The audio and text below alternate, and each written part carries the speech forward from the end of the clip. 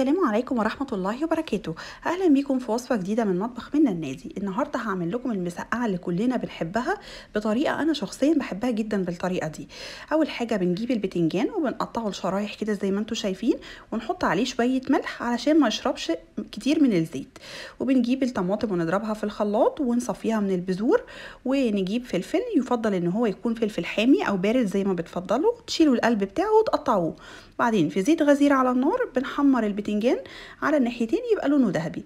وبعدين بنجيب طاسة او صينية ونحطها كده على النار ونشوح فيهم حوالي 4 أو 5 فصوص من الثوم، ومعاهم الفلفل اللي احنا قطعناه. كمية الفلفل دي بتاعتكم انتوا، كمية البتنجان طبعا دي زي ما انتوا حابين.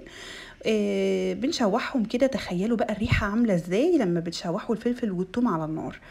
وبعدين هنضيف عليهم بقى الصلصة، تمام، عشان نسبكها طبعا كويس.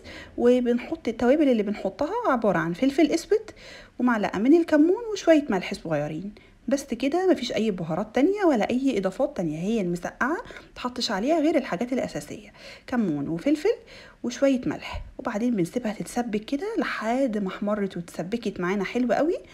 بنبدأ بقى نضيف البتنجان، يا دوب يعني ياخد اقل من غلوة كده على النار، ونطفي على طول عشان البتنجان ما يتهريش.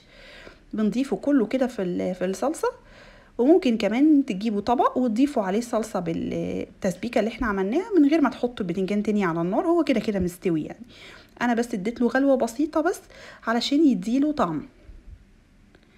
فضفت كده كمية البتنجان وبقت المسقعة جاهزة وجميلة وفي منتهى الجمال. جربوها بالطريقة دي وقولولي لو عجبتكم. مطبخ من النادي.